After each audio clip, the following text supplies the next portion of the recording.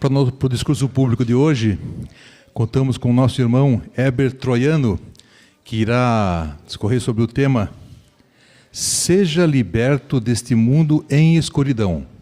Se quiser anotar, seja liberto deste mundo em escuridão. Vamos dar atenção ao nosso irmão.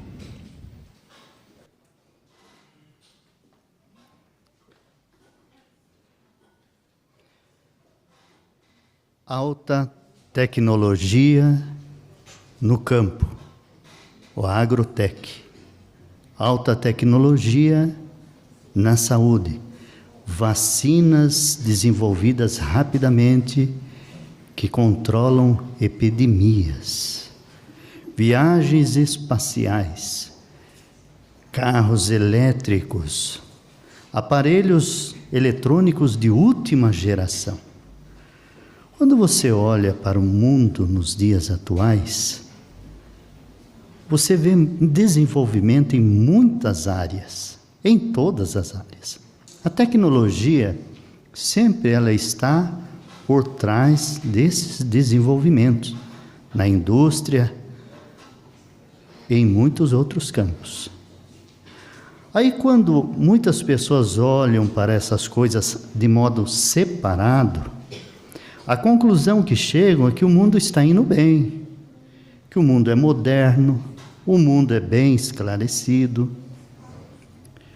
Mas, quando a gente olha para o mundo como um todo, a gente percebe que esse progresso do campo material, do campo científico, da tecnologia, não resolve muitas das questões que a humanidade enfrenta.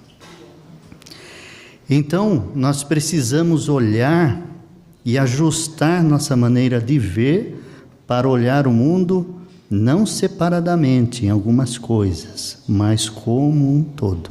E quando a gente olha, observa o mundo como um todo, a gente percebe que o mundo está em escuridão. Por que podemos dizer isso? É simples. Atitudes que antes eram encaradas, algum tempo atrás, como antissociais e erradas, hoje é totalmente aceita pela maioria das pessoas. Mudou-se muito os conceitos. As famílias antigamente eram famílias conservadoras. O que tem acontecido hoje? Há muita falta de amor na família. Esse é um sintoma da escuridão. Falta de amor. Essa falta de amor faz com que muitos sejam desobedientes aos pais. E muitos também não amem nem mesmo os membros da sua própria família. É por isso que às vezes a gente vê casos de abandono, casos de abusos e casos de violência dentro de uma família. Tem coisa que acontece que a gente nem acredita. Acredita porque ouviu que de fato aquilo aconteceu. Então note, falta de amor na família. Falta de fé em Deus é um outro aspecto. Em muitos países, principalmente nos países considerados modernos e esclarecidos, foi dali que surgiram a ideia do ateísmo, o fato de que as pessoas não acreditam em Deus. E se isso não fosse o suficiente, os que não acreditam em Deus acreditam na evolução. É como se jogasse essa folha de papel aqui, no chão, e deixasse ali, e ela fosse se transformar em alguma coisa. Dá para acreditar nisso? Mas muitos acreditam. E na questão da imoralidade sexual, da moral, está muito degradante. O casamento. Antigamente as pessoas tinham uma consideração muito grande pelo casamento. Hoje algumas pessoas acham que a traição é normal. Outros já dizem assim, nem é necessário casar. Casar para quê? Então a forma como Jeová Deus instituiu o casamento lá no Jardim do Éden está muito longe dos padrões que nós vemos hoje. Está muito longe das pessoas aceitarem também aquilo que o Criador estabeleceu como modelo de uma família. Então hoje a gente vê o mundo na questão da moral cheio de alternativas. Pois bem, o que aconteceu? Se tivesse uma régua como limite, essa régua está aqui, a humanidade foi abaixando essa régua da moral, abaixando e perdeu-se de vista. Baixou os padrões do mundo de maneira deliberada. Então é um combo, né? Nesse combo vem tudo: falta de amor na família, falta de moral, falta de fé em Deus. Por quê? Porque nós vivemos na geração eu. Eu acho assim, eu gosto assim, eu quero assim, e é assim que eu vou fazer. É assim que caminha a humanidade. Todos esses fatos mostram que o mundo está em escuridão. Mas por que o mundo está em escuridão? Essa é uma pergunta importante. A Bíblia, irmãos e amigos presentes, responde isso para nós. Vamos ver? Vamos acompanhar a leitura juntos aqui de Efésios. O capítulo é o 4. E a gente vai ler os versículos 17 ao 19. Efésios capítulo 4, 17 ao 19, que nos diz assim, o apóstolo Paulo falando, né? Portanto, digo e os exorto no Senhor, não andem mais como andam as pessoas das nações, na futilidade das suas mentes. Elas estão mentalmente em escuridão e apartadas da vida que pertence a Deus por causa da ignorância que há nelas, por causa da insensibilidade do seu coração. Tendo perdido todo o senso moral, entregaram-se à conduta insolente para praticar com ganância todo tipo de impureza. Então, o que aconteceu com a humanidade? A humanidade, o versículo 18 diz, está mentalmente em escuridão. Não consegue discernir as coisas, o certo do errado, o bom, o correto. E aí demonstra o desrespeito, desprezo, desconsideração pela lei divina. É por isso que o mundo está assim, embora seja considerado moderno por muitos e esclarecido. Pois bem, quem é o responsável por esta situação que nós vemos no mundo hoje? A Bíblia, ela identifica os governantes mundiais. Não são governos humanos, mas são forças espirituais invisíveis que influenciam homens e nações. Mas tem um chefe deles. Este é Satanás. Ele é o fomentador da maldade que existe no mundo. Segundo aos Coríntios, no capítulo 4, versículo 4, a Bíblia diz que ele tem uma ação contínua, influencia mesmo a humanidade. Diz que ele tem cegado a mente das pessoas. Ele consegue fazer isso. E ele é responsável pela situação descrita aqui pelo profeta Isaías. Vamos ver a Bíblia novamente. Convido todos a acompanharem, por gentileza, Isaías, as palavras do profeta no capítulo 60, no versículo 2, quando diz assim, Isaías 62, veja, a escuridão cobrirá a terra, e densas trevas envolverão as nações. Satanás tem causado este efeito. Em um ambiente escuro, assim, sem iluminação, as pessoas não conseguem distinguir a maneira correta de agir. E qual é o objetivo principal de Satanás por causar essa escuridão espiritual? É atacar a soberania de Jeová, é voltar as pessoas contra o soberano Senhor Jeová, e também fazer com que as pessoas não tenham acesso à luz da verdade contida na palavra de Deus. É por isso que ele distrai as pessoas com tantas coisas, para afastá-las de Jeová e da luz da verdade. Seus métodos demoníacos têm tido êxito em influenciar muitas pessoas, infelizmente. Porém, Jeová é o Deus Todo-Poderoso. E isso é indicativo de que essa escuridão mundial terá o seu fim. Mas quando acabará então essa escuridão mundial? Muito em breve. A Bíblia diz que em breve Jeová vai expor essas obras praticadas pelas nações. Vai expressar a sua ira.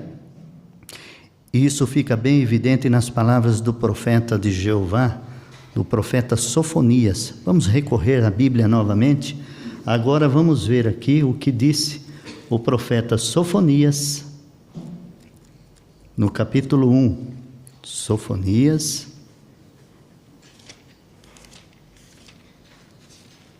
o capítulo 1, versículo 14 e depois o 18, quando diz assim: o grande dia de Jeová está próximo. Está próximo e se aproxima com grande rapidez. O ruído do dia de Jeová é amargo. Neste dia até o guerreiro dá um grito. Percebe? O dia de Jeová, ele vem vindo, vai chegar. É um ajuste de contas. É justo isso.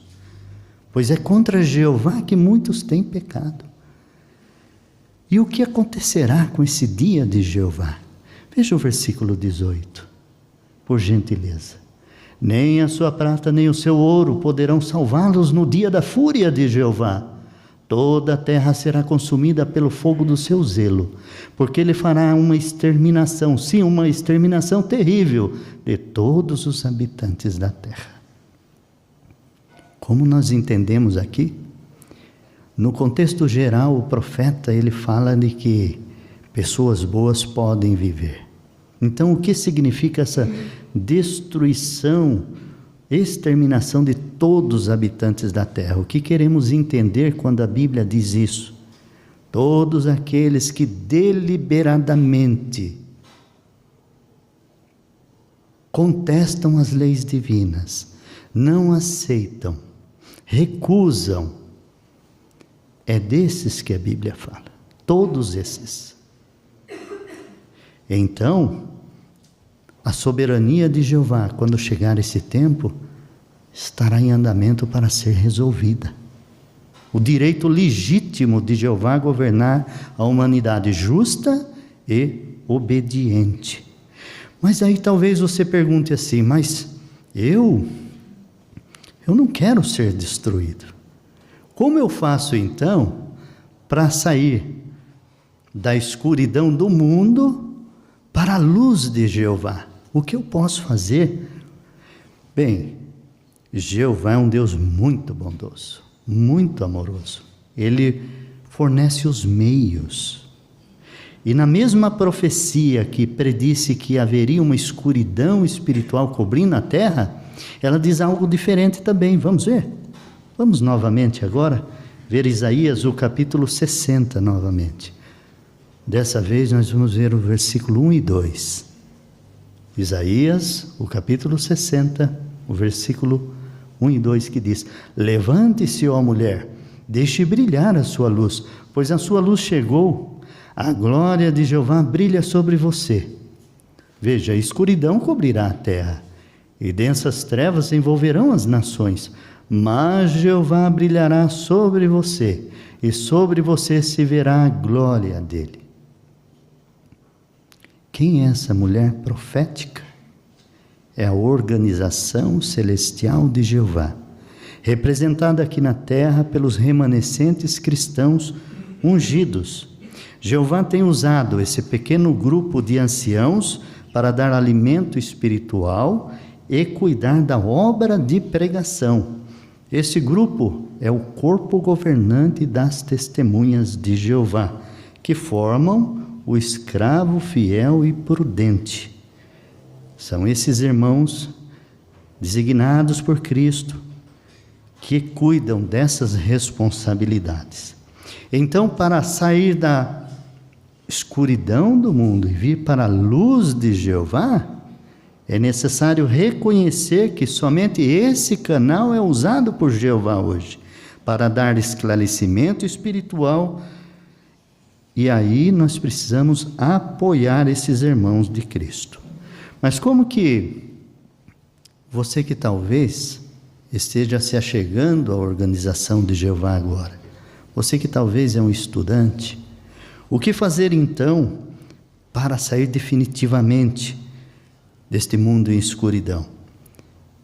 O passo importante a ser tomado é imitar aqueles que já fizeram isso. Estar junto com aqueles que já saíram da escuridão e estão na luz de Jeová. Já abandonaram a escuridão. Sim, imitem os servos leais de Jeová da atualidade. E o que os servos leais de Jeová da atualidade fazem? O que é que nós fazemos? Nós pregamos as boas novas do reino, constantemente. Há várias formas de pregação, de casa em casa, no testemunho público, por telefone, escrevendo cartas. O povo de Jeová não desiste de pregar. Por quê? É a pergunta. Porque através das boas novas é que as pessoas têm a oportunidade de demonstrar se elas preferem a luz de Jeová ou a escuridão. Numa conversa que Jesus teve com um homem lá do passado, chamado Nicodemos, Jesus deixou bem claro que cada pessoa precisa decidir. E que se chegar à luz de Jeová, é muito importante para a salvação da pessoa. Veja o que Jesus falou. Nós vamos ver agora o livro de João, a Bíblia novamente, João capítulo 3, os versículos 19 ao 21. João 3, 19 ao 21. E o texto passa a dizer assim para nós. Então, esta é a base para o julgamento. A luz veio ao mundo, mas os homens amaram a escuridão em vez da luz, porque as obras deles eram más. Pois quem pratica as coisas ruins odeia a luz e não se chega à luz para que as suas obras não sejam reprovadas ou expostas. Mas quem faz o que é verdadeiro se chega à luz, para que se veja claramente que as suas obras são feitas em harmonia com a vontade de Deus. Então nós convidamos você que assiste essa palestra, esse discurso bíblico, a se achegar à luz, porque isso vai contar no seu julgamento. Precisa agora fazer isso.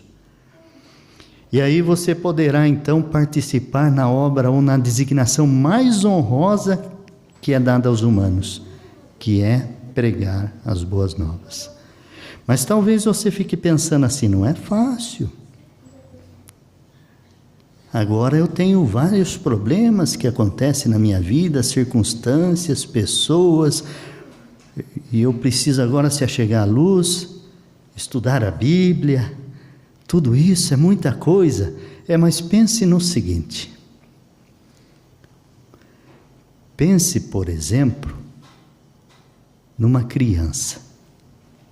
A criança, quando pequenino, o pai coloca ela ali em cima, está começando a firmar os pezinhos, né? Aí o pai coloca ali em cima da mesa e fala assim para a criança, estende os braços e fala, pule. Quem já fez isso sabe o que o filho faz, né? Ele ri e pula, porque ele confia no pai, que o pai o protegerá. Então é isso, tem que pular para os braços de Jeová. Sabe aquela história de que a pessoa, às vezes a gente fala, a pessoa está em cima do muro, ela quer servir Jeová, mas ela está ali meio indecisa. Se você se encontra nessa situação, lembre-se de uma verdade: o muro é de Satanás. Porque o muro, enquanto você está nele, você está com medo dos desafios. E esses medos eles não são de Jeová. Jeová é um Deus que nos dá confiança. É Satanás que quer que a pessoa pense assim. Mas eu não vou conseguir. Vai conseguir. Mas talvez a pessoa pense assim, olha, mas aí não vai dar. Por exemplo, pregar. Eu posso até estudar a Bíblia, mas pregar vai ser muito complicado para mim. Então aí entra aqueles que Jeová designou no tempo do fim para nos auxiliar. O escravo fiel e prudente nos ajuda muito por meio das nossas reuniões semanais. Algumas pessoas que achavam que não iriam pregar, hoje são excelentes pregadores das boas novas do reino. Por quê? Foram ajudados. Então Jeová nos garante que nos ajuda, e faz isso toda semana. Nós temos a reunião aqui, né, de meio de semana, na congregação, não é? Nós temos a reunião Nossa Vida e Ministério Cristão. A primeira sessão é chamada Tesouros da Palavra de Deus.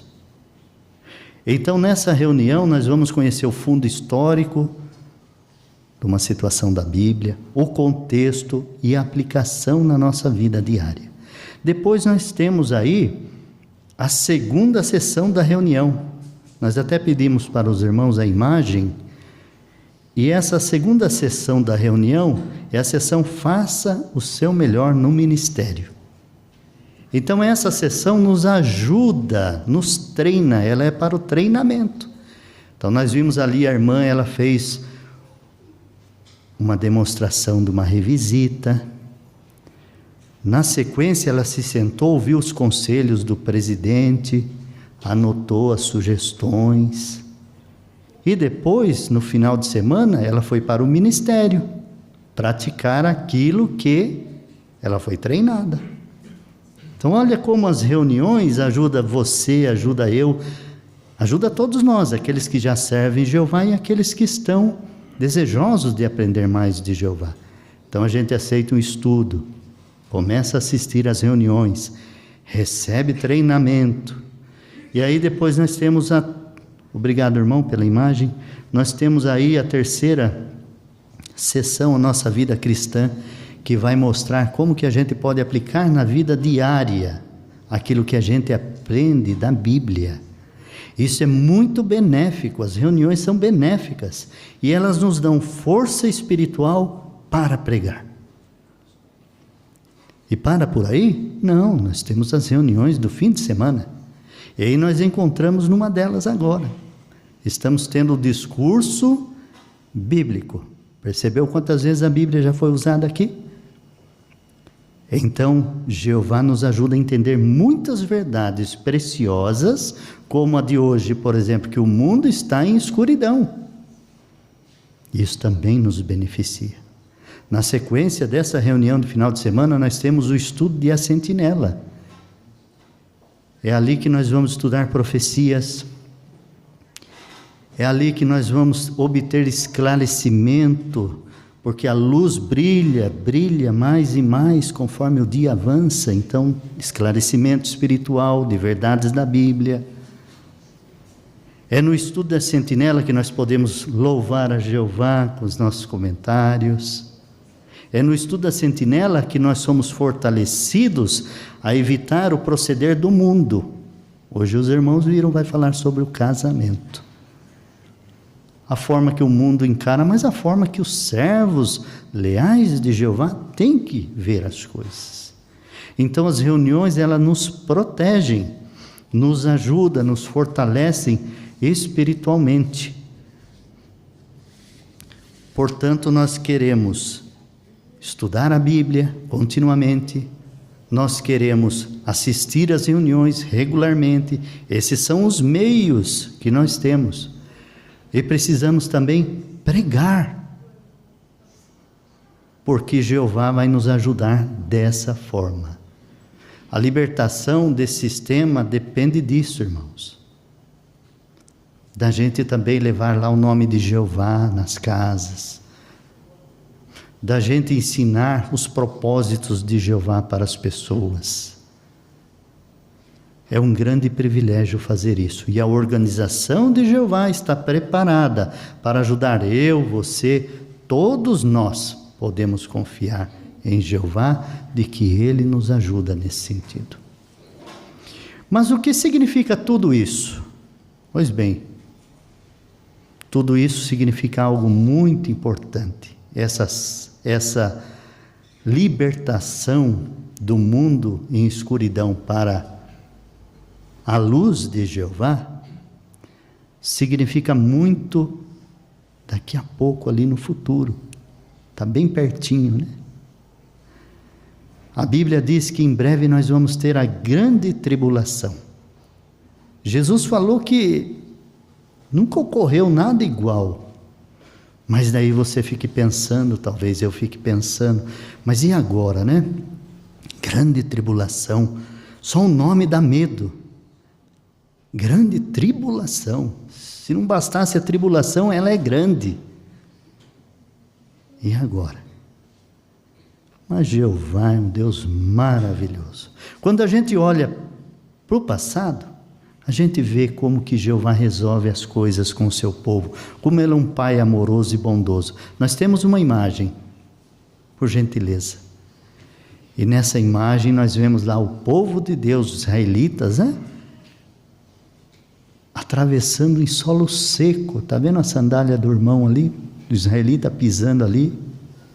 Agora Moisés, os idosos, tudo devagarzinho, tranquilo, né? Porque tinha uma coluna lá atrás, que deixava os egípcios na escuridão. O mar vermelho já havia sido aberto por Jeová. E tinha uma luz, olha a luz de Jeová aí, está vendo? Como é importante a luz de Jeová, iluminando o caminho deles. Eles estão passando, ninguém está correndo, desesperado. Obrigado, irmão, pela imagem. O que isso significa, irmãos? Que, muito em breve, Jeová vai nos ajudar a passar por essa grande tribulação. Vamos entrar no novo mundo de Deus. Não precisamos ter medo. Nós só precisamos obedecer às orientações de Jeová e daqueles que Jeová usa hoje para nos dar as orientações. Se apegarmos àquilo que a Bíblia diz e as orientações que recebemos, nós poderemos viver na luz de Jeová para sempre. Então, em conclusão, o que aprendemos deste discurso bíblico? Aprendemos que o mundo parece estar esclarecido, mas não está. Aprendemos que o mundo está em escuridão espiritual. Aprendemos também que o causador dessa escuridão é Satanás, o diabo. E a questão dele é contra Jeová. E aí aprendemos que Jeová quer que a gente estude a Bíblia, aprenda dele, dos seus propósitos, que a gente pregue, está vendo? E daqui a pouco o que Jeová vai fazer? Vai trazer a salvação para nós. Não é gratificante servir um Deus assim? Portanto, abandone a escuridão, venha a luz para a luz de Jeová e viva para sempre.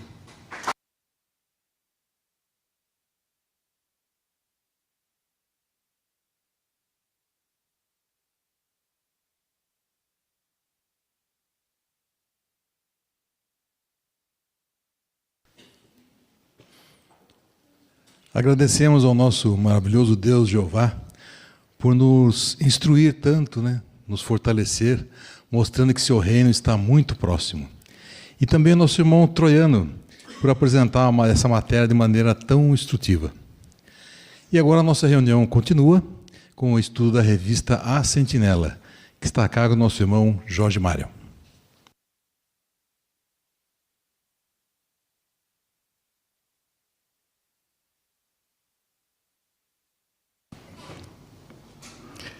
Muito bom, é um prazer estarmos juntos para essa segunda reunião e vamos iniciá-la assim como iniciamos a primeira reunião, entoando um cântico. Os que puderem desejarem poderão ficar de pé para entoarmos juntos o cântico de número 131, o que Jeová uniu. Esse cântico é baseado no Evangelho de Mateus, capítulo 19, versículos 5 e 6. Nós vamos ouvir a introdução musical e vamos acompanhar. Muito bem, nosso estudo de hoje encontra-se na sentinela de maio deste ano, é o estudo de número 23. E o tema é bastante sugestivo. Mantenha acesa a chama de Já. É baseado no livro do Cântico de Salomão, capítulo 8, versículo 6, que na essência diz: as chamas do amor são um fogo ardente, a chama de Já. Segundo a nota inicial, o que nós vamos considerar nesse estudo?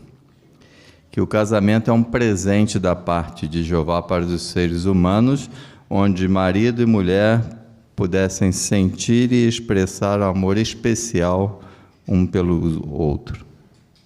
Mas às vezes, devido aos problemas desse sistema e da imperfeição, pode ser que o amor esfrie.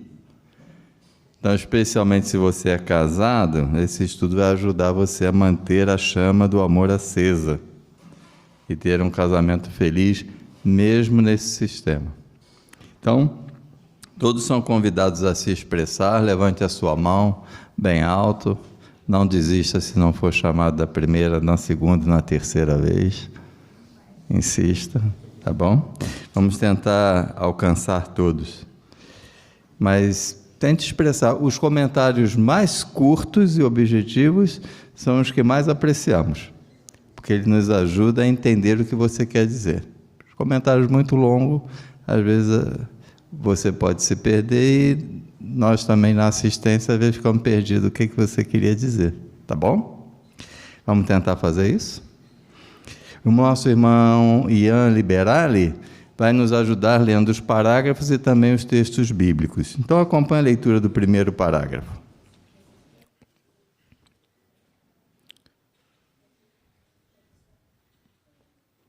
A Bíblia descreve o amor verdadeiro de uma maneira muito bonita. Suas chamas são um fogo ardente, a chama de Já.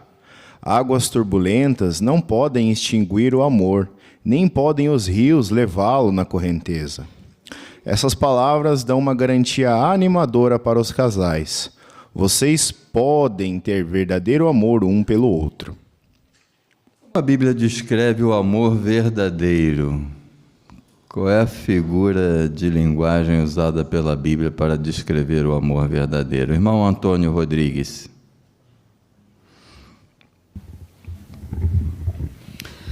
Então a Bíblia descreve o amor verdadeiro de uma maneira muito bonita.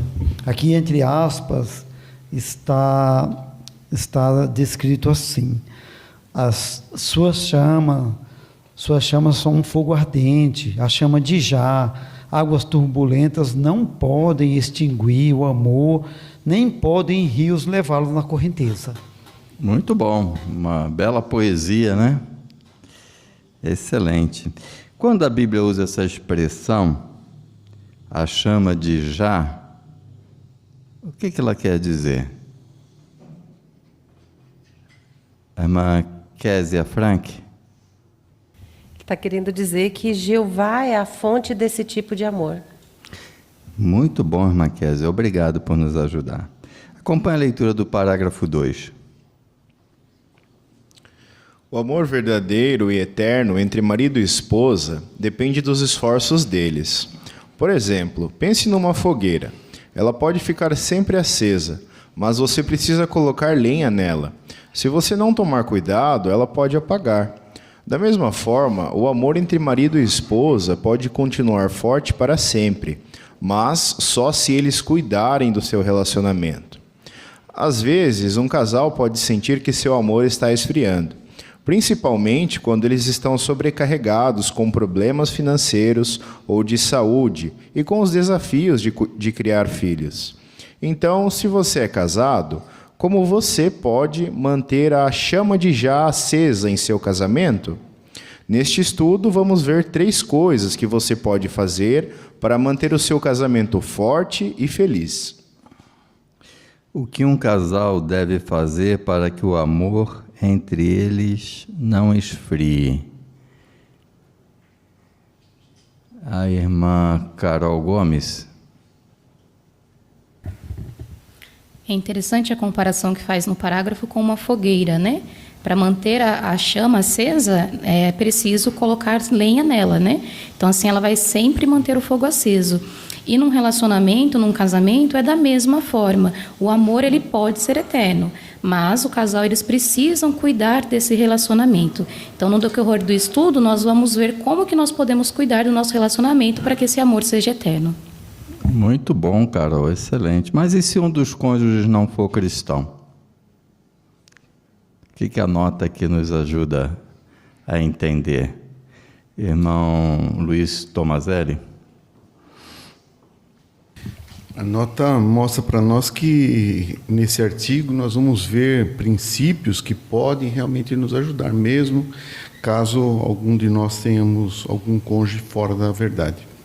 Muito bom. Então, nós vamos ver 3 coisas que você pode fazer para manter o seu casamento forte e feliz. Você, não pense assim que é o seu marido que tem que fazer ou é a sua esposa que tem que fazer. Vamos tentar aplicar para nós. Eu vou tentar aplicar para mim mesmo também. Vamos fazer assim? Então vamos lá. A primeira coisa é: continue fortalecendo a sua amizade com Jeová. Parágrafo 3. Para manter a chama de Já acesa, marido e esposa devem se esforçar para ter uma forte amizade com Jeová. Porque fazer isso vai ser bom para o casal. Quando marido e esposa dão importância à sua amizade com Jeová, eles não demoram para aplicar os conselhos dele.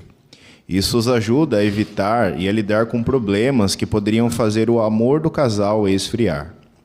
Uma pessoa espiritual faz seu melhor para imitar as qualidades de Jeová, como a bondade, a paciência e o perdão.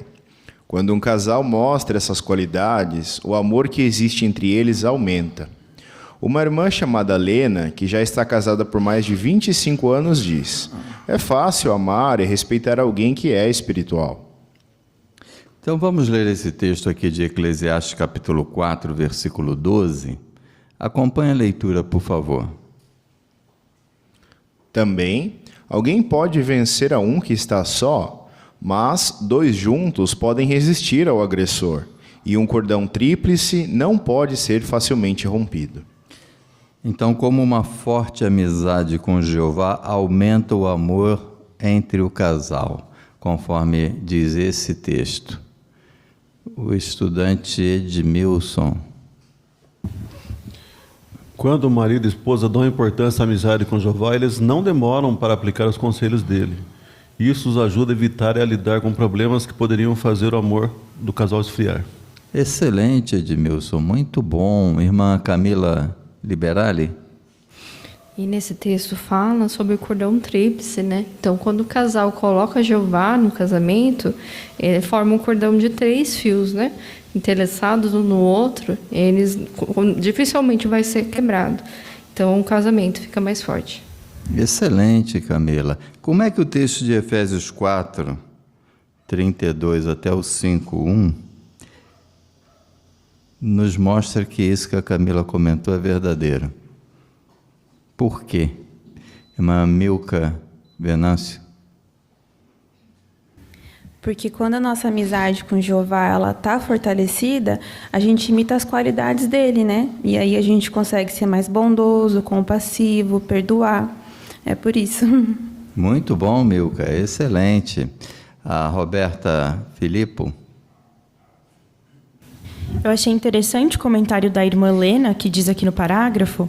Ela disse que é fácil amar e respeitar alguém que é espiritual. Então, os casados podem se fazer essa reflexão. Eu sou uma pessoa espiritual? Então, quando o cônjuge não demonstra através de ações que é espiritual, fica mais desafiador amar e respeitar. Então, todos nós queremos nos esforçar, né, nessa questão da espiritualidade, mesmo os que não são casados. Excelente, Roberta. Nós temos uma imagem, vamos colocar esta imagem aí. Gostaria que alguém comentasse. É uma imagem dupla, né? Qual é a correlação das duas figuras aí? Irmão Garcia, Wagner Garcia? Nós vemos que esse casal jovem, né, está imitando, refletindo o casamento de José e Maria, pois este também era um casal espiritual, até por isso que eles foram escolhidos por Jeová, né, por serem pessoas espirituais e que tementes a Deus. Então esse casal está imitando eles por fazer isso. Muito bom, Wagner, obrigado. Vamos acompanhar a leitura do parágrafo 4. Vamos ver um exemplo da Bíblia. Quando Jeová teve que escolher quem seriam os pais do futuro Messias, ele tinha muitas opções entre os descendentes de Davi. Mas por que ele escolheu José e Maria?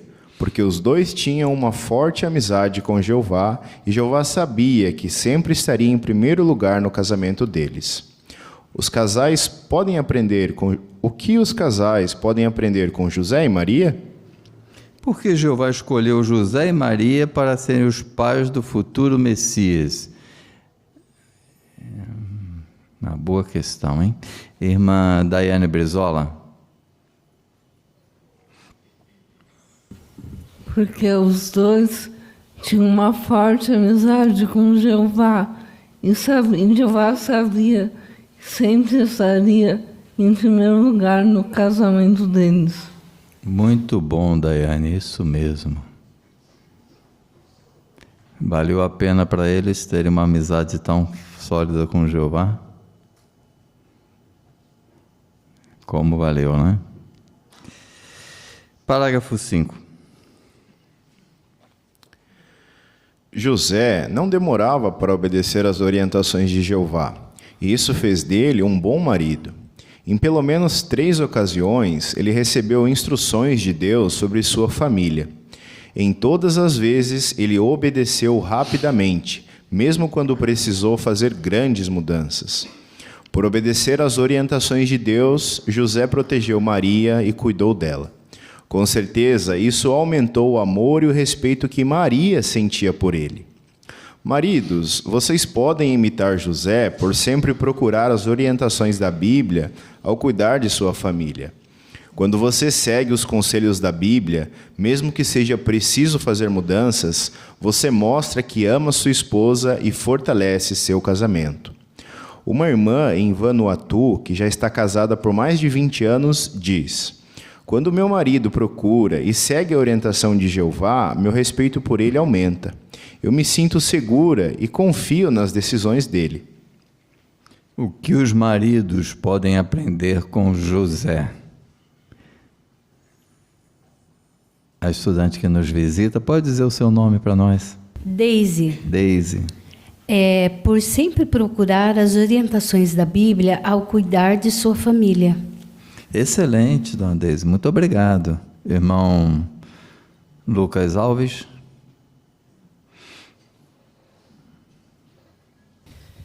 Então, a Bíblia fala de algumas situações, né, pelo menos 3, em que José recebeu orientações vindas de Jeová e ele seguiu essas orientações de maneira rápida, né? Ele não postergou, né, as orientações que tinha recebido. E isso significou a vida, né, para ele e para a sua família nessas situações. Então, isso mostra a importância, né, de seguirmos as orientações de Jeová, buscarmos a sua orientação com base na Bíblia, para tomarmos decisões que vão afetar toda a família. Excelente, Lucas. Você vai ser um bom marido. Esperamos. Irmão Francisco Bessa. Os versículos citados aí, de Mateus 1, 20, 24, 2, 13 a 15, 19 a 21, eles especificam essas ocasiões em que José foi rápido em obedecer a Deus. O primeiro trecho fala sobre Jeová dizer para que ele levasse Maria para casa. Então ele foi rápido nisso. Também em capítulo 2 fala da ida dele para o Egito. E no versículo 19 a 21, Jeová disse agora para ele voltar a Israel. Em nenhuma dessas ocasiões ele deixou de obedecer a Jeová. Isso, dá a impressão, nesse último relato, que ele fez isso logo cedinho, né? Que é o que diz o relato, né? Irmão Alan Venâncio. E o interessante é que por ele obedecer essas orientações, ele protegeu a Jesus e protegeu a Maria. E aí, se a gente for olhar, né, pelos olhos de Maria, isso aumentou o amor e o respeito dela por José. Ótimo, obrigado, Alan. Isso mesmo. Aqui fala de uma irmã em Vanuatu. O que ela declarou aqui que confirma essa verdade, irmã Ana Azimoto?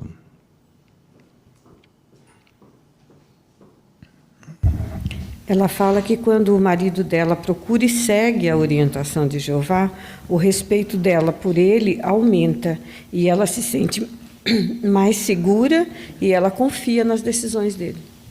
Excelente, Mana. Obrigado. Parágrafo 6. Maria tinha sua própria amizade com Jeová. A fé dela não dependia de José. Ela conhecia bem as Escrituras. Ela também tirava tempo para meditar. Sem dúvida, por ser uma pessoa espiritual, Maria era uma excelente esposa. Hoje, muitas esposas se esforçam para ser como Maria. Por exemplo, uma irmã chamada Emiko diz: quando eu era solteira, eu tinha minha própria rotina espiritual. Mas, depois que casei, era meu marido que orava por nós e cuidava da nossa adoração em família. Então, percebi que eu comecei a esperar que ele fizesse as coisas por mim. Mas, daí eu vi que quem tinha que cuidar da minha amizade com Jeová era eu mesma. Agora, eu tiro tempo para ficar sozinha com meu pai Jeová, orando, lendo a Bíblia e meditando no que leio. Esposas, continuem fortalecendo sua amizade com Jeová. Assim, seus maridos vão ter mais motivos para elogiar e amar vocês. O que as esposas podem aprender com Maria? Vamos ver aqui a Evelyn Otsu. Embora Maria tivesse um marido espiritual, né, ela não dependia da fé de José. Na verdade, ela também era amiga próxima de Jeová, né? Ela conhecia bem as Escrituras. E o relato de Lucas, no capítulo 2, tanto o versículo 19 como o 51, menciona que ela guardava cuidadosamente todas as declarações no coração. E por ela fazer isso, né, meditar na palavra de Deus, ela era uma pessoa espiritual e uma excelente esposa. Muito bom, Evelyn. Obrigado. Irmã Berenice Bessa? E que ela era uma pessoa espiritual, esse fato é registrado, né, em Lucas 1, 46 a 55, as palavras que ela falou em louvor a Jeová. Ela citou mais de 20 referências diretas ou indiretas da Bíblia. Então, ela acreditava que Jeová era um Deus leal e ajudaria aqueles que fossem leais também. Muito bom, irmã Berenice, obrigado. A irmã Sofia Takeda? A gente sabe que depois que as pessoas se casam, né, o homem ele tem uma responsabilidade de cuidar espiritualmente da família. Mas Gálatas 6:5, ele nos lembra que cada um levará a sua própria carga. Então é muito perigoso a gente deixar a nossa espiritualidade depender de outra pessoa, né? Por isso que é tão importante que as esposas elas façam assim como Maria, né? E leiam, e meditem e apliquem, né? Porque assim a nossa amizade com Jeová vai ser realmente forte, né? Excelente, Sofia. Obrigado. Irmão Edilson Santos, aqui na frente.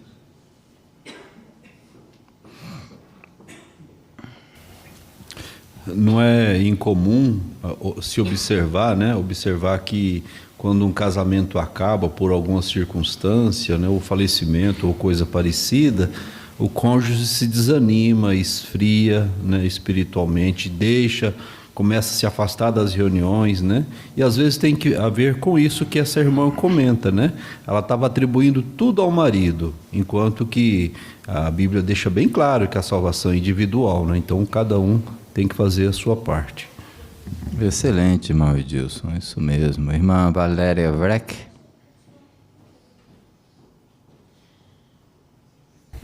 Eu gostaria de comentar Provérbios 31:30, que fala que a mulher, solteira ou casada, que teme a Jeová, receberá elogios. Excelente, irmã Valéria, muito bom. Tem um irmão muito espiritual, que ele usa uma expressão em relação aos seus filhos. mas que se aplica bem aqui no caso da esposa. Ele disse assim que os meus filhos, disse ele, não podem amar a Jeová com o meu coração. A esposa também não pode amar a Jeová com o coração do marido, né? A relação é pessoal, né? Então se aplica bem aqui, né? Muito bom. Parágrafo 7. José e Maria trabalhavam em equipe para manter uma forte amizade com Jeová. Eles sabiam que era muito importante adorar a Jeová juntos, como família. Isso deve ter sido um desafio, principalmente depois que eles tiveram mais filhos. Mas eles conseguiram. Esse é um ótimo exemplo para os casais hoje. Se você também tem filhos, pode ser um desafio ir às reuniões ou encontrar tempo para adoração em família. Talvez seja ainda mais difícil separar um tempo para estudar e orar juntos como casal. Mas nunca se esqueçam, quando vocês adoram a Jeová juntos, vocês se aproximam dele e também um do outro. Então, coloquem as atividades espirituais em primeiro lugar.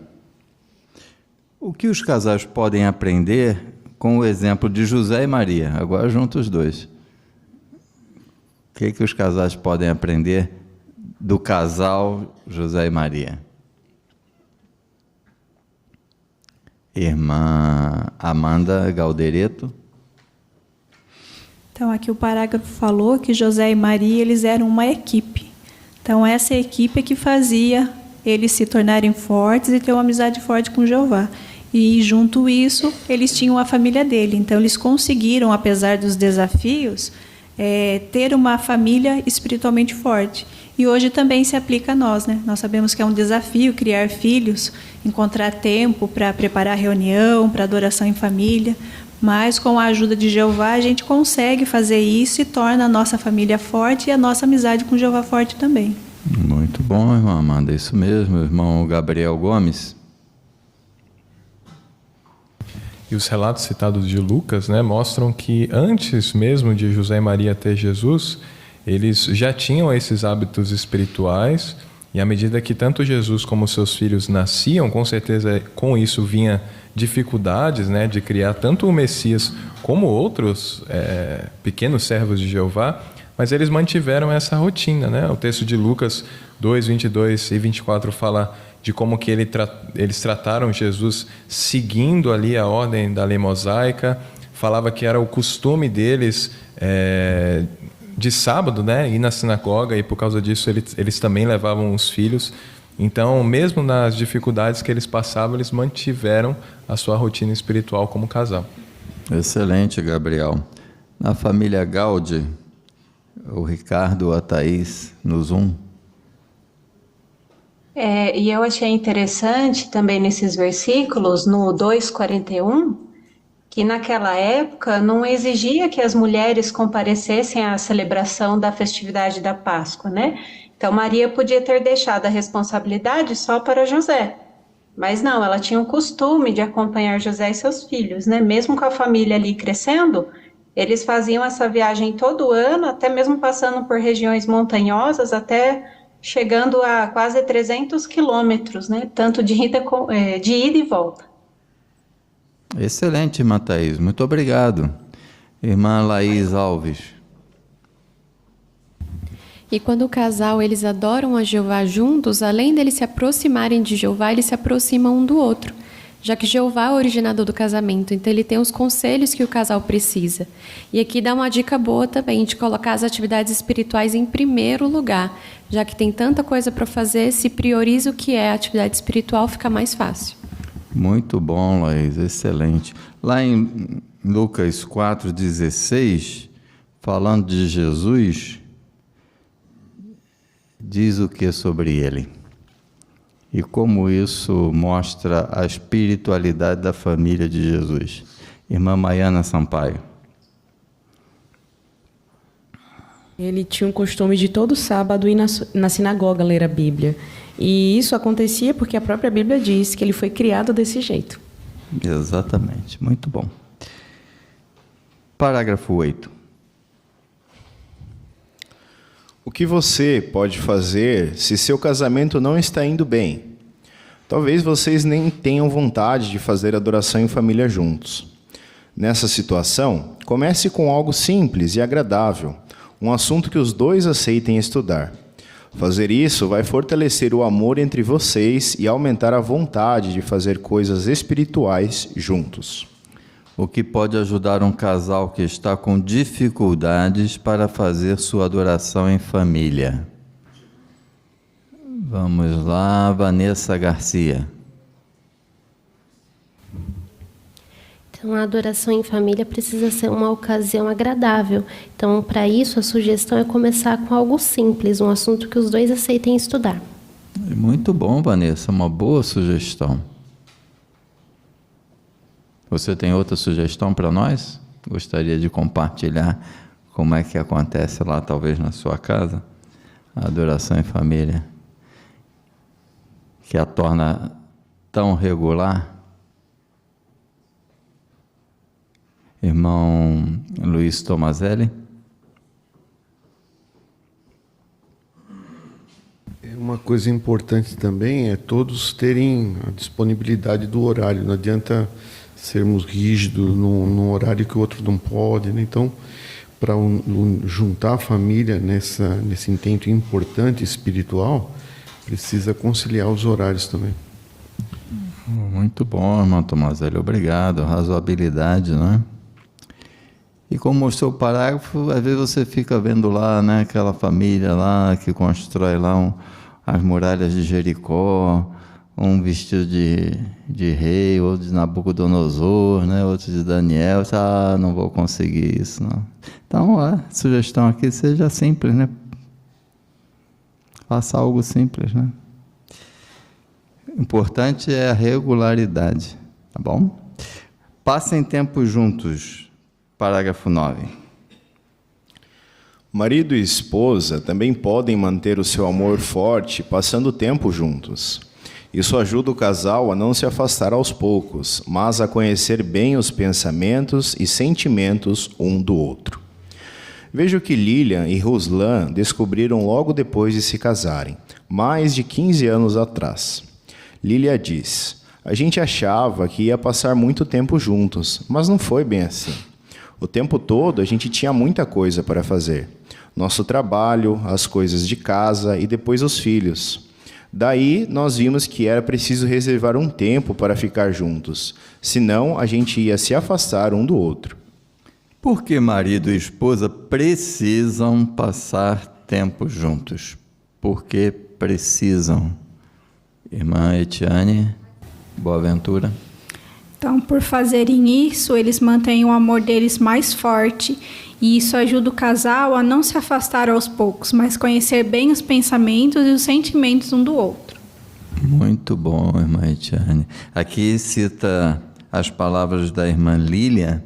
O que ela diz que é uma realidade? Quem gostaria de destacar aqui as palavras dessa irmã?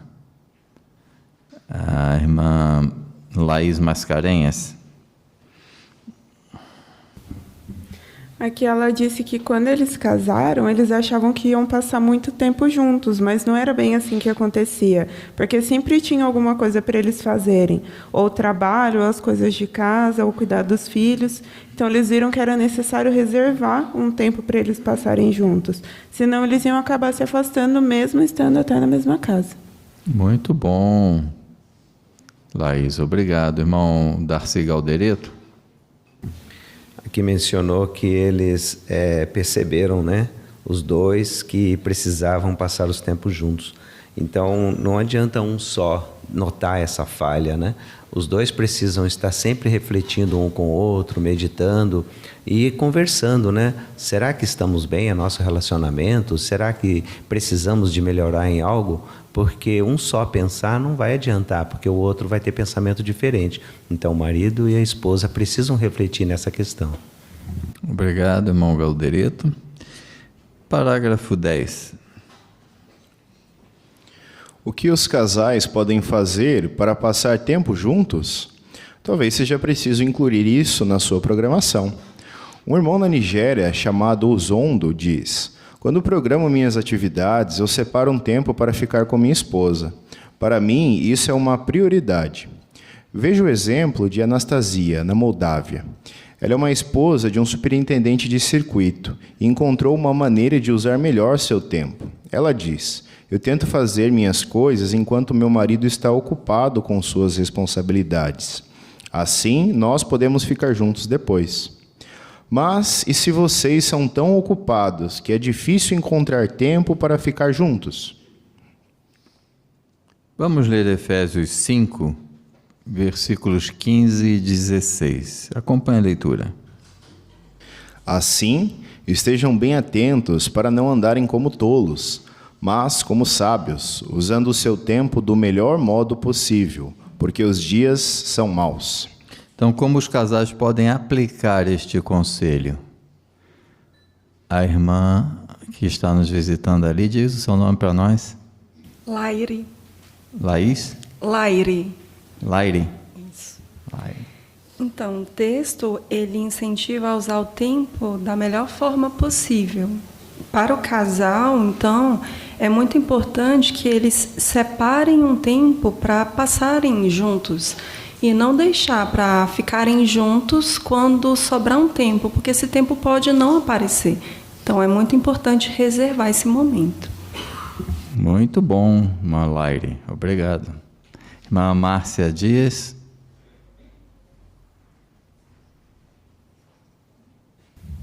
E aplicando esse princípio, é o que um irmão da Nigéria faz. Ele diz que quando programa suas atividades, ele separa um tempo para ficar com a esposa dele. E ele ainda diz: para mim isso é uma prioridade. Um belo exemplo, né? Muito bom. Aí tem uma outra fala aqui da irmã Anastasia, ou Anastácia, depende aí. Irmã Camila Liberali. Então, a irmã Anastasia, ela é esposa de um superintendente de circuito. Então, quando ela encontrou uma maneira de usar melhor seu tempo, ela tentou fazer as coisas dela enquanto o marido estava ocupado com suas responsabilidades, e assim eles poderiam ficar juntos depois quando os dois estiverem livres. Muito bom, Camila, obrigado. Olha, 2 bons exemplos, né? Irmã Evelyn Otso.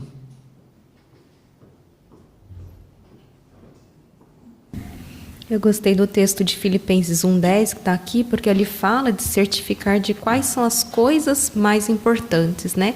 Então, servir a Jeová é a nossa prioridade de vida, essa é a mais importante, mas o texto mostra que existem outras, e cuidar da família é uma delas, né? Então, aos maridos que servem em especial como anciãos na congregação, é elogiável, né? Que eles consigam fazer para Jeová, mas também não deixam de ser bons maridos cuidando do casamento. Muito bom, irmã Evelyn. Excelente. Mas agora está difícil de achar tempo. Está muito difícil. Vamos ver o que podemos fazer nesse caso? Parágrafo 11. Maridos e esposas podem aprender com o exemplo de Áquila e Priscila, um casal muito querido pelos primeiros cristãos. A Bíblia não fala muito sobre como era o casamento deles, mas mostra que eles trabalhavam, pregavam e ajudavam outros, e faziam tudo isso juntos. Na verdade, sempre que a Bíblia fala de Áquila e Priscila, eles são citados juntos. Que atividades Áquila e Priscila faziam juntos? Dê provas. Olha, agora... Não, não precisa dar prova, não. Irmã Magali Santos. Então, embora a Bíblia não fala, né, como era o casamento deles, mas nós podemos ver tanto em Romanos 16 como em Atos 18, que eles estavam sempre juntos, eles pregavam, trabalhavam, ajudavam outros, né? Sempre são citados juntos. Muito bom, irmã Magali. O que os relatos mostram? O que eles faziam juntos, segundo os relatos da Bíblia? Se tinha um relato em que eles estavam numa atividade juntos, irmã Berenice Bessa. Então, até no trabalho secular, né? Eles fabricavam tendas, Tanto que o apóstolo Paulo, enquanto esteve por lá, também trabalhou fabricando tendas para se sustentar. Muito bom. Então trabalhavam juntos, né? Secularmente. Outra atividade que faziam juntos. Irmão Wagner Garcia. Em Atos 18, 24 a 26, fala que os dois trabalhavam juntos também na pregação. Isso, muito bom.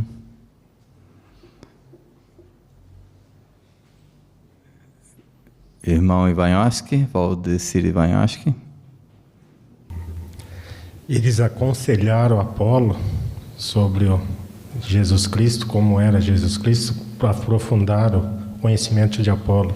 E todos nós sabemos que Apolo era um grande orador fluente, né? Muito bom. Excelente. Tiago Brizola. Em Romanos 16, 3 e 4, diz que eles até mesmo arriscaram o próprio pescoço por Paulo. Então isso foi um ato de muita coragem de ambos. Excelente. Então qual é a lição? Olhando para o exemplo desse casal, qual é a lição para nós?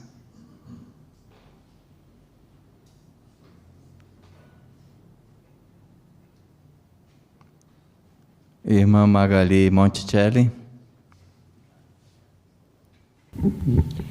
É que quando o casal trabalha junto, mantém a união. Muito bom, irmã Magali. Então, irmão Darcy... Não, irmã Vilma Alves. Irmão Darcy já comentou. Então, o exemplo deles mostra que não precisa esperar sobrar tempo, né, para ficarem juntos.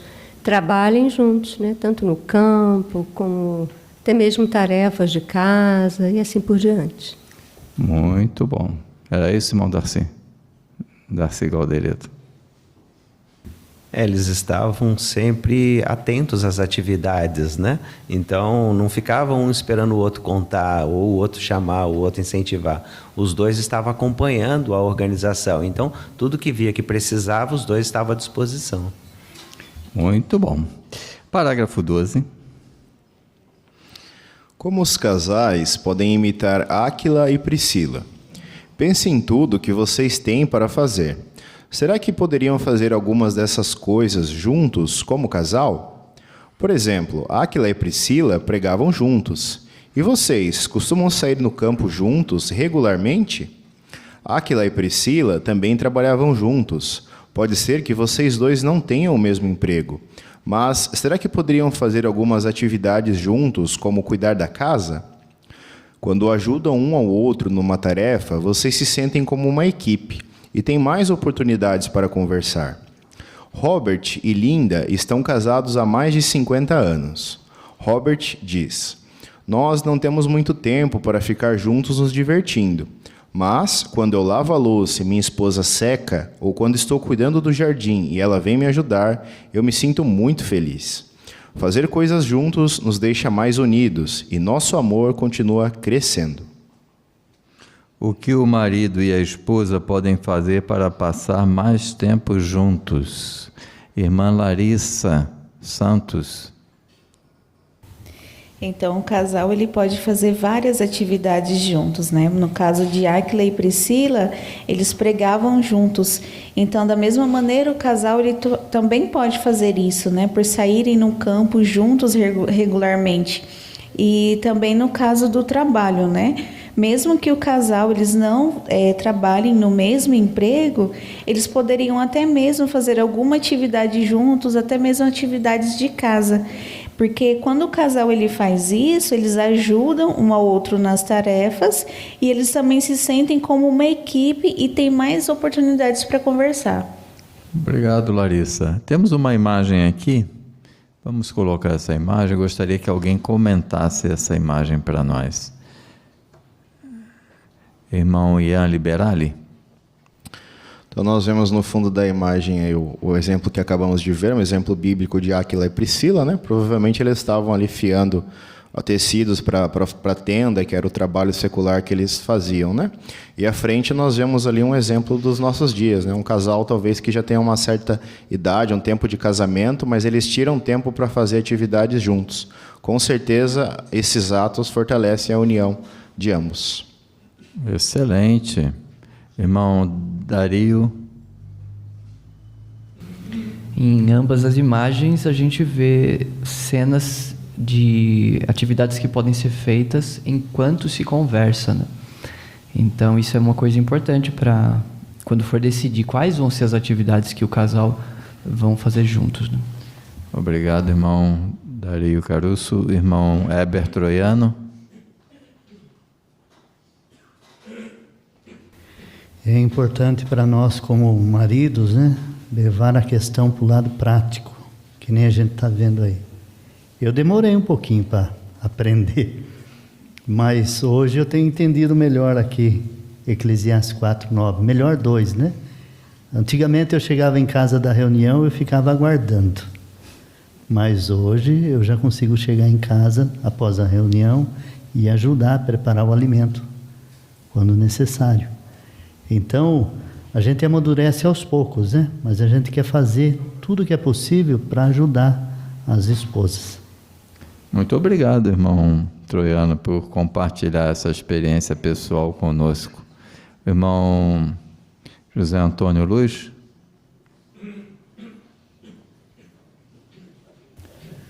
Jeová nos ensina que o casamento deve fazer com que o homem e a mulher se tornem um só. E esses momentos onde se estão juntos, dividem tarefas juntos, são momentos para conversarem, para considerarem temas bíblicos, coisas espirituais. E uma dica que nós sempre fizemos foi sempre considerar que pelo menos uma refeição por dia nós faríamos juntos, até na época das crianças também. Era um excelente momento para todos conversarem, todos programarem e até mesmo programar como seria o estudo bíblico mais tarde. Excelente, irmão Antônio. Obrigado por essa sugestão pessoal. Roberta Medeiros. E hoje as recreações que o mundo oferece para a gente pode fazer com que a gente caia no laço de gastar muito tempo, né, com essas recreações. Então a gente viu que o que esse casal da imagem estava fazendo era uma recreação que incentivava, né, como o irmão Dario falou, a conversa, né? Hoje a gente pode acabar gastando tempo demais com coisas que não agregam. Muito bom. Parágrafo 13. Mas lembrem-se que apenas estar juntos nem sempre significa que vocês são unidos. Uma irmã no Brasil diz: hoje em dia, com tantas distrações, é fácil cair na armadilha de pensar que estamos passando tempo juntos só porque vivemos debaixo do mesmo teto. Eu aprendi que estar juntos é só uma parte da receita. A outra parte é dar ao meu marido a atenção que ele precisa. Veja o que Bruno e sua esposa Thaís fazem para dar atenção um ao outro. Ele diz: quando estamos passando um tempo juntos, a gente deixa o celular de lado e aproveita bem o tempo um com o outro. O que marido e esposa precisam fazer para serem unidos de verdade? O que precisam fazer? Irmã Milka Venâncio. Eles precisam ter um tempo de qualidade, né? Fazer algo juntos de verdade, conversar, porque, como diz o texto, tem muitas distrações, né? Então, não é porque está junto na mesma casa que está tendo tempo de qualidade. É preciso separar um tempo para isso. Muito bom. Irmã Lídia Luz.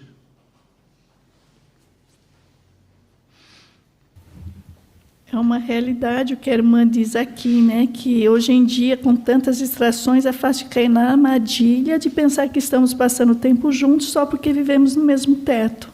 Isso pode acontecer, né? E ela menciona aqui que ela aprendeu que estar junto é uma parte só da receita, né? E precisa ter a outra parte, que é dar o melhor para o marido, que é a atenção que ele precisa. Então, refletir nisso faz com que a gente dê valor, né? E converse um com o outro. E não fique nesse sistema que está junto porque está debaixo do mesmo teto. Muito bom, irmã Lídia. Bom, mas agora o problema é maior do que isso. Eles não gostam de ficar juntos. E agora, como faz? Vamos ver o parágrafo 14? Mas, e se vocês não gostam de passar tempo juntos? Talvez vocês gostem de coisas diferentes ou às vezes irritem um ao outro. Então, o que vocês podem fazer? Pensem de novo no exemplo da fogueira. O fogo não fica forte de uma hora para outra. É preciso alimentar esse fogo aos poucos, com pedaços de lenha cada vez maiores. Do mesmo modo, por que vocês não começam passando pelo menos um tempinho juntos todo dia? Tentem fazer coisas que os dois gostem e evitem coisas que causem brigas. Dando um passo de cada vez, vocês podem reacender o seu amor. Se o marido e a esposa não gostam de passar tempo juntos, o que eles podem fazer? Vamos ver aqui a Mayla, o que ela pode contribuir para esse casal. Então, assim, é importante lembrar que o marido e a esposa, eles são pessoas diferentes, que tiveram criações diferentes. Então, é bem possível que os dois possuam gostos diferentes ou então, às vezes, irritem um ao outro. Mas é importante lembrar o que diz o texto de Tiago 3,18. E ele mostra que precisa haver condições pacíficas para que a semeadura produza frutos da justiça. Então, para existir um ambiente de paz, o casal ele pode começar a ter programações de lazer que os dois gostem. Muito bom, Mayla. Excelente. Irmã Laís Galdereto. E o parágrafo mostra aqui que tem que ser um esforço e atitudes pacíficas dos dois, né? Coisas que os dois gostem, que os dois evitem brigas. Então, para dar certo, tem que ser aos pouquinhos e com esforço igual dos dois. Obrigado, Laís. Laís Alves. E o exemplo da fogueira ajuda, né, a gente a entender como que isso funciona. Porque fala que o fogo ele não fica forte de uma hora para outra. É preciso alimentar aos poucos com pedaços de lenha até que fiquem maiores esses pedaços. Então, da mesma forma, já que eles não gostam de ficar juntos, começar aos poucos. Então, pequenas atividades que agradem um ao outro até que eles comecem a gostar de ficar juntos. Excelente. Irmão Paulo Formes. Aqui falou também para colocar aos poucos, né? Não é para jogar a lenha, né? Fazer um... Acaba até apagando a fogueira, né? Derruba tudo, né? Muito bom, porque para o cristão a separação não deve ser uma opção, não é? Então você precisa fazer todo o esforço possível para manter o casamento. E se já esfriou, é reacender, né? Bom, terceiro ponto, trate um ao outro com respeito, parágrafo 15. O respeito é essencial no casamento. Ele pode ser comparado ao oxigênio. Sem oxigênio, uma fogueira apaga rapidamente. Da mesma forma, sem respeito, o amor que existe entre um casal pode esfriar rapidamente. Por outro lado, quando o marido e a esposa se esforçam para mostrar respeito um pelo outro, eles mantêm o seu amor vivo. Pode ser que você ache que está mostrando respeito, mas será que sua esposa ou seu marido se sente respeitado? Penny e seu marido, Eric, já estão casados há mais de 25 anos. Ela diz, o respeito que mostramos um pelo outro cria um ótimo ambiente em nosso lar. A gente se sente à vontade para conversar porque sabe que um dá valor à opinião do outro. Então, o que você pode fazer para que seu marido ou esposa sinta que você o respeita? Veja o exemplo de Abraão e Sara. Porque o respeito é essencial para manter vivo o amor de um casal. Por que é tão importante assim? Irmã Carol Gomes. Então, mais uma vez aqui o exemplo da fogueira, né? Ela só vai se manter acesa se ela tiver o oxigênio, né? E no casamento, esse oxigênio, ele é o respeito, né? Então, o amor entre o casal, quando não tem respeito, esse amor pode esfriar rapidamente. Então, o casal ele deve tomar muito cuidado com relação a isso. Muitas vezes, nós podemos achar que nós estamos respeitando o nosso cônjuge, mas será que ele se sente respeitado? Então, nós precisamos levar essa questão. Muito bom. Mas como é que você vai saber se ele se sente respeitado ou ela se sente respeitada? Você acha que respeita. Agora temos uma questão. Irmão Gomes. Gabriel Gomes. Por duas maneiras, né? Primeiro, por uma conversa franca, né? Com o cônjuge, para saber se realmente ele se sente ou ela se sente respeitado. E o respeito mútuo dentro do casamento dá sintomas, por assim dizer, né? O que bem citado aqui no parágrafo pelo casal, que cria um ambiente, uma atmosfera quente, né? Uma atmosfera agradável dentro de casa. Então, quando está com esse ambiente, é porque ambos se sentem à vontade, ambos se sentem respeitados e ambos respeitam a opinião um dos outros. Muito bom, Gabriel, obrigado. Vamos ver um exemplo bíblico? Acompanhe o parágrafo 16. Abraão tratava Sara com respeito. Ele ouvia as opiniões de Sara e respeitava os sentimentos dela.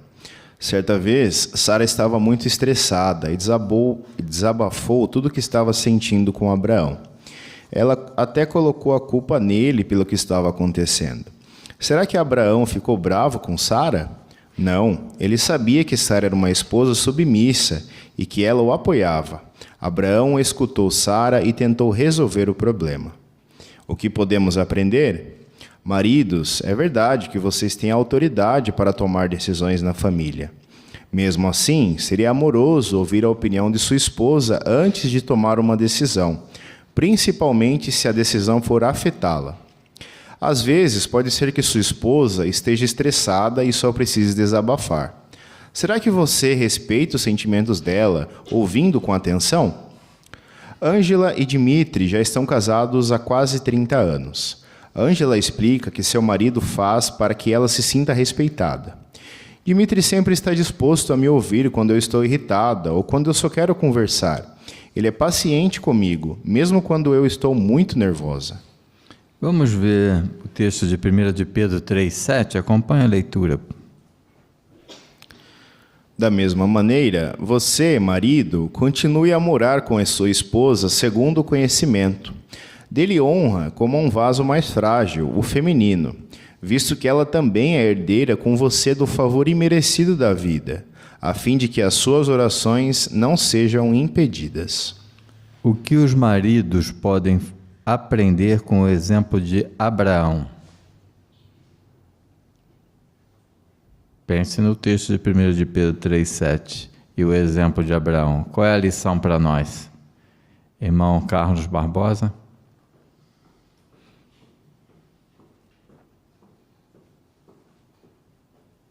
Bom, houve uma situação, aliás, diversas situações que levou Sara a ficar estressada e ela culpou Abraão por aquela situação, né?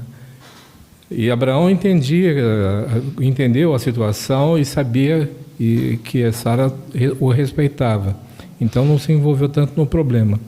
Agora, o que esse texto também ensina aos maridos, né?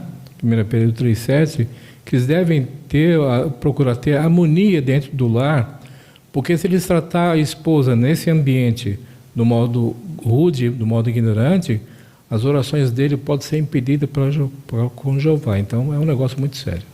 Muito bom, excelente. Irmão Lucas Alves. O texto de 1 Coríntios 11:3 diz que o marido ele é o cabeça da família, né? Dessa forma ele tem autoridade dada por Jeová de tomar decisões. Porém, não seria amoroso, né, encontrar peso, né, com os textos de 1 Pedro 3,7 e 1 Coríntios 13, 4 e 5, não seria amoroso o marido tomar todas as decisões sozinho, né? Mas ele deve sempre consultar a sua esposa, principalmente se for tomar alguma decisão que vá afetá-la. Muito bom, Lucas. Irmão Edilson Otso.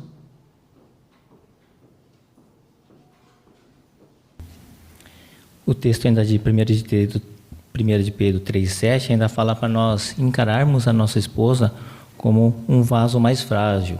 e também agir com ela segundo o conhecimento. E o que significa esse conhecimento? A nota nos mostra que é mostrar consideração pela esposa, compreendendo ela. Então, às vezes, quando ela está com uma dificuldade, ela quer conversar, abrir conosco, às vezes o marido ele tem um lado mais prático de fazer as coisas, mas não, nós temos que ali ser paciente e escutar com bastante atenção as esposas.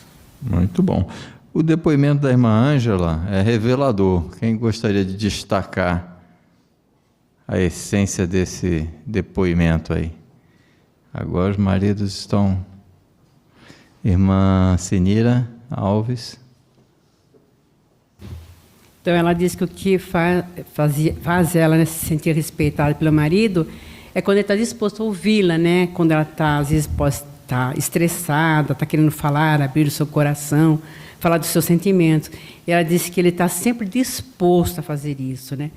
Principalmente quando ela está irritada. Mesmo assim, ele fica lá escutando tudo que ela tem que dizer. E por ele ser paciente com ela, ela é muito grata a isso, né? Ver o quanto ele a respeita. Muito bom. Então já sabe, quando sua esposa quiser falar, para tudo, escute ela. Que ela vai gostar disso, né? Muito bom. Parágrafo 17. Sara mostrava respeito por Abraão, apoiando as decisões dele. Certa vez, alguns visitantes chegaram de surpresa e Abraão decidiu convidá-los para comer. Ele pediu que Sara parasse o que estava fazendo e preparasse uma grande quantidade de pão. Sara apoiou a decisão de Abraão e, na mesma hora, fez o que ele pediu. Esposas, vocês podem imitar Sara apoiando as decisões de seus maridos. Assim, vocês fortalecem seu casamento. Dmitri, citado no parágrafo anterior, explica o que sua esposa faz para que ele se sinta respeitado. Ele diz: eu gosto muito de ver como Ângela apoia as minhas decisões, mesmo quando nossas opiniões são diferentes. E quando minha decisão não dá certo, ela não me critica. Fica claro que é muito mais fácil amar alguém que respeita você. Acompanhe a leitura de 1 de Pedro 3, versículos 5 e 6. Pois era assim que as santas mulheres do passado, que esperavam em Deus, se adornavam, sujeitando-se ao marido, como Sara, que obedecia a Abraão, chamando-o de Senhor. Você será filha dela, desde que continue a fazer o bem e não se deixe dominar pelo medo. O que as esposas podem aprender com o exemplo de Sara? Agora para a esposa. O que aprender do exemplo de Sara? Não deixe que os maridos comentem. Irmã Carol Gomes. Então, nós esposas devemos respeitar os nossos maridos, assim como Sara fez com Abraão, né? Por apoiar as decisões dele. Abraão pediu para que Sara ali parasse o que estivesse fazendo e preparasse uma grande quantidade de pão, né?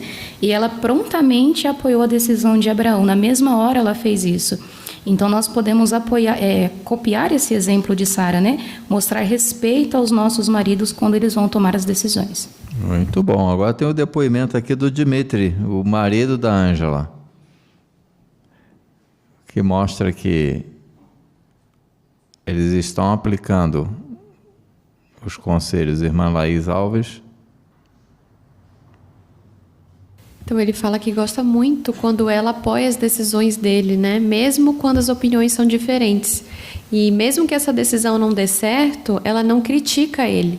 Então fica bem mais fácil você conseguir amar alguém que respeita você. Excelente, Laís. Obrigado.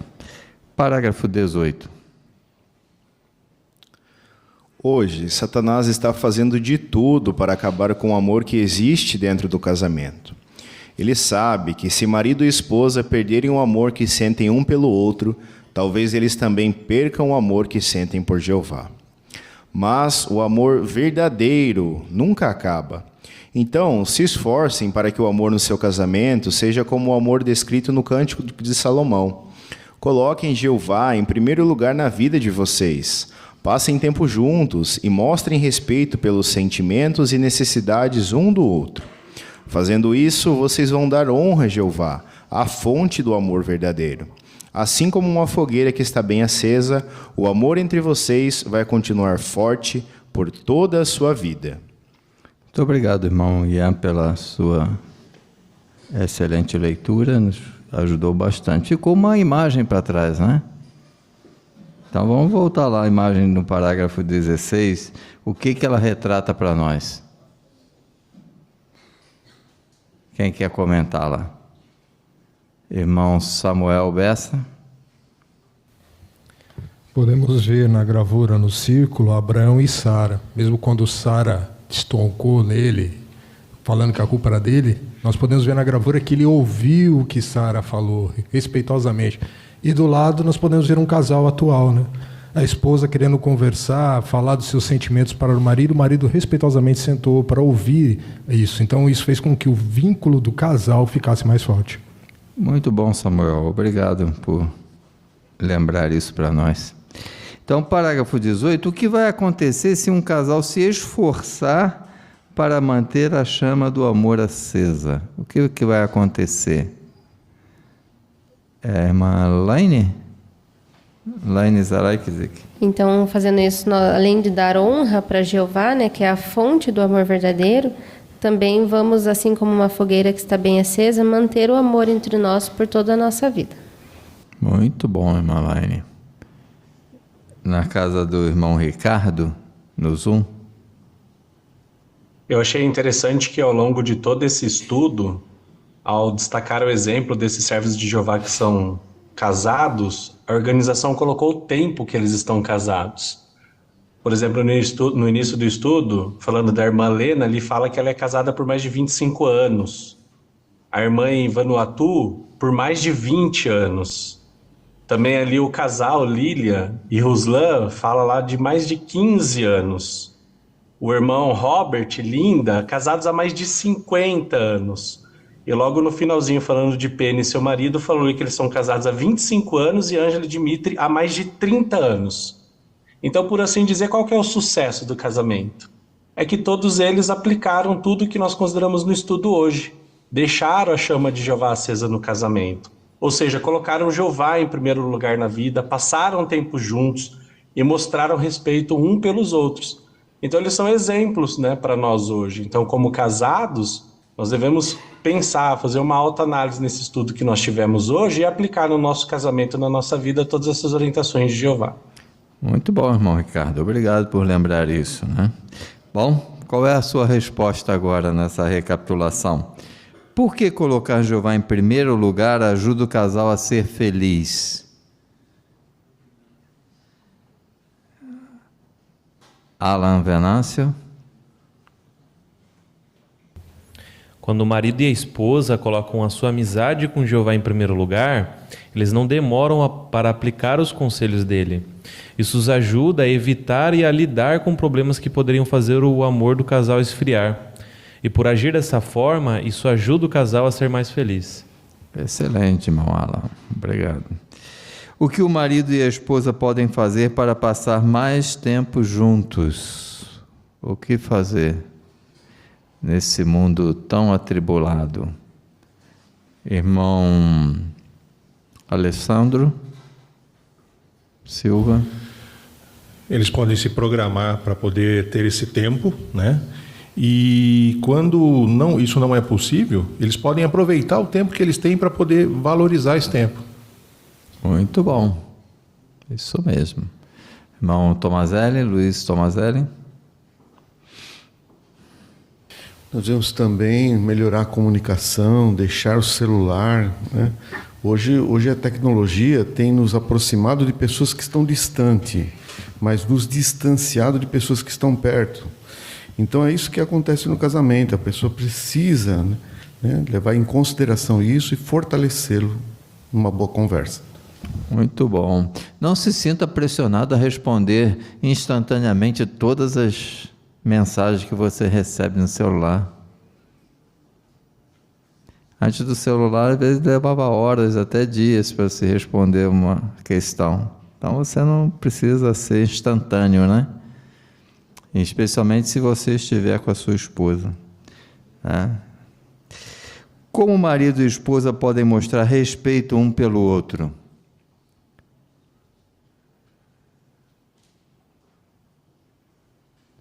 Irmã Laire.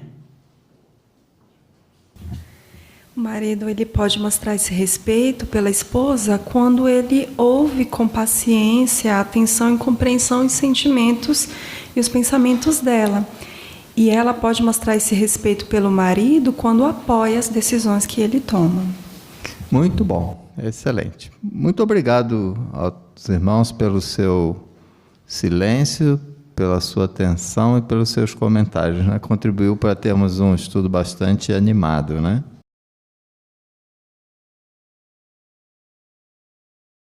Vamos encerrar entoando um cântico. Os que desejarem e puderem poderão ficar de pé. Cântico 132, Nós Somos Um, baseado em Gênesis 2, 23 e 24. Depois o irmão Heber Troiano irá nos representar Jeová em oração.